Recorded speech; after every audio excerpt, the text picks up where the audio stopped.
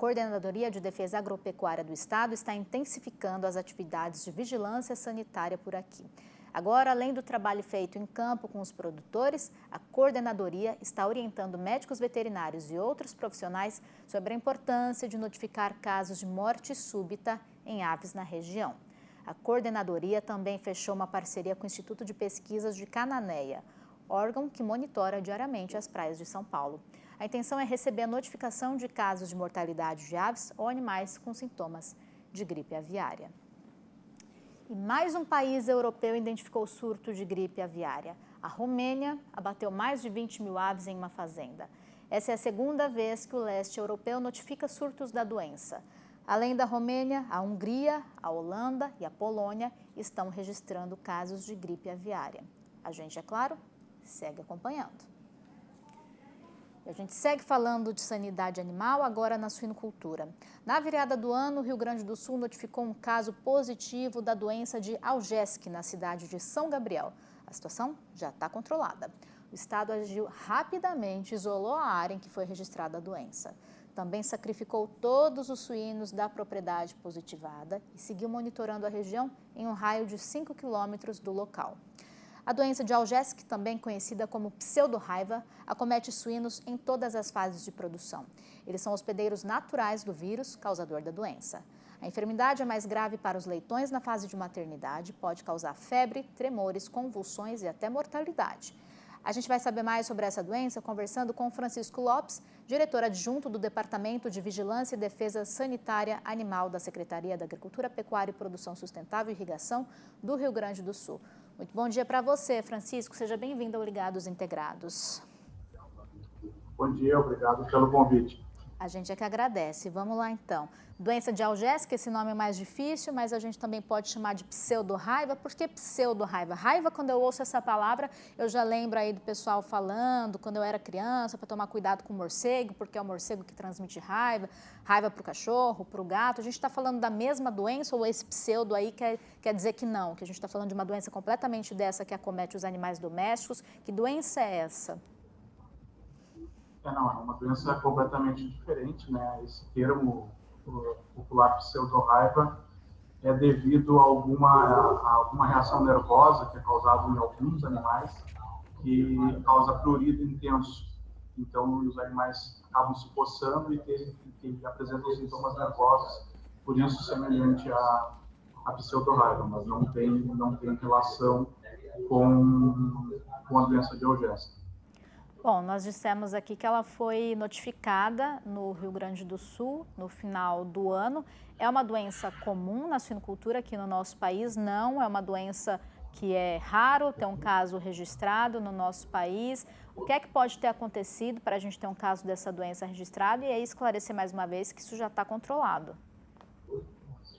Sim, é uma doença realmente de pouca ocorrência. Aqui no estado, então, fazia 20 anos que não acontecia nenhuma ocorrência da doença de Algesque. A última foi em 2003. A origem da doença não foi totalmente esclarecida, né? Não ocorreu um animal positivo nessa propriedade onde houve a despopulação e foi rapidamente feita uma ação de raio, um raio de 5 quilômetros da propriedade pelo Serviço Veterinário Oficial, onde foram coletados todos os suínos que haviam na região, né? Foram mais de 190 propriedades coletadas no raio, era uma área periurbana, quase 900 amostras de análise foram encaminhadas para o laboratório oficial do Ministério da Agricultura e, felizmente, todas deram negativo. Então, foi um caso realmente isolado. Que riscos que essa doença representa para o rebanho? Por que ela tem que ser controlada rapidamente? O rebanho tem que ser sacrificado, o lote inteiro tem que ser sacrificado. Que risco ela poderia representar? É uma doença que ela não tem determinação para ela, sempre é o abate sanitário dos animais, né? Existe vacina para a doença, mas o Rio Grande do Sul não vacina, né? O Brasil como um todo ele só faz vacinações se for necessário para controle de focos, com autorização específica do Ministério da Agricultura, né, o que felizmente não foi necessário, visto que foi um caso isolado aqui no estado. E o risco se fosse um caso de ter a ocorrência numa granja comercial, né, numa área industrial, de suinocultura industrial, seria um problema comercial, né, além da mortalidade, também ela causa em leitoas problemas com reprodução, seria um problema de mercado. Infelizmente, ela ocorreu numa propriedade de subsistência, numa região que não há suinocultura industrial, não afetando daí comercialmente as negociações de mercado, tanto interna quanto externa. Era justamente isso que eu ia te perguntar agora. Foi, de fato, um caso isolado e isso não impactou de forma alguma o mercado de suinocultura no Rio Grande do Sul?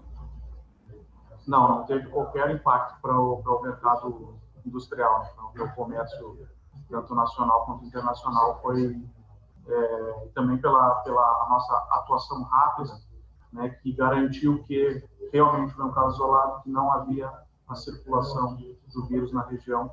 Foi uma ação que envolveu aí mais de 40 fiscais estaduais agropecuários em toda a atividade, e em questão de 3 semanas nós encerramos com todo o foco. É importante dizer que o Brasil, assim como o estado do Rio Grande do Sul, né, continua tendo um status diferenciado quando o assunto é sanidade, né? Agora, falando então sobre os sintomas dessa doença, como é que o produtor pode identificar que ele tem ali na granja dele um caso de pseudorraiva? Quais são os sintomas? Bom, os sintomas variam bastante, né? Então, na fase inicial, podem ser aí sintomas respiratórios, né, como semelhante a uma pneumonia, né, perda de peso, né, e acontecem sintomas nervosos. Ela é importante também porque a OGESC ela passa para outros mamíferos, então pode também ocorrer aí sinais em cães e gatos ou bovinos, também podem ocorrer e ocorrem mais nesses animais o sintoma nervoso, o sintoma de prurido intenso. Então, mas qualquer sinal, seja respiratório ou nervoso, independente da doença, o produtor tem de comunicar, notificar a inspetoria veterinária do seu município, porque ali o veterinário do estado, capacitado, vai até o local e vai avaliar, vai fazer as coletas necessárias e avaliar qual é a doença que está envolvida na situação. Bom, agora eu gostaria que você falasse um pouquinho sobre prevenção. Como é que o produtor faz, então, para proteger o rebanho dele? Bom, principal prevenção, então, registro da propriedade corretamente e compra e venda de animais unicamente com guia de trânsito animal. A gente verificou nessa região de subsistência, né, a prática ali ocorre muito em locais que tem criação de subsistência, da compra e venda de suínos de forma irregular, né, sem passar pela inspetoria veterinária, sem ter uma documentação sanitária que garanta a sanidade e a origem desses animais. Então, o principal é o produtor estar cadastrado junto ao Serviço Veterinário Oficial, a Inspetoria de Defesa Agropecuária do seu município, e fazer toda essa movimentação animal somente com a guia de trânsito animal. Javalis também podem transmitir essa doença para os suínos?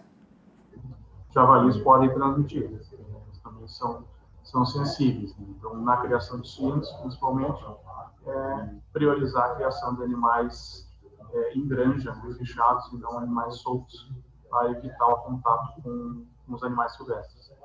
Bom, para finalizar, essa doença é mais grave para os leitões. Tem que tomar algum cuidado, então, na maternidade, tanto com as matrizes quanto com os filhotes? Ela é mais grave para os leitões porque causa morte, né? Mas o problema de reprodutivo também acaba acarretando um prejuízo financeiro muito grande. Então, independente da fase, os cuidados são os mesmos, né? Manter animais com o local do higiene, fechado, sem contato com animais silvestres, e manter o que eu havia comentado antes, né? Animais cadastrados, compra e venda, sempre com a documentação sanitária regular. Perfeito, Francisco. Então, reforçando mais uma vez, não há risco nenhum para o Rio Grande do Sul, o plantel do Estado continua muito bem protegido, a gente precisa então continuar investindo nas barreiras sanitárias, né? Francisco, muito obrigada por todos os esclarecimentos, te espero aqui em uma nova oportunidade, até mais. Com certeza, obrigado. Até uma próxima.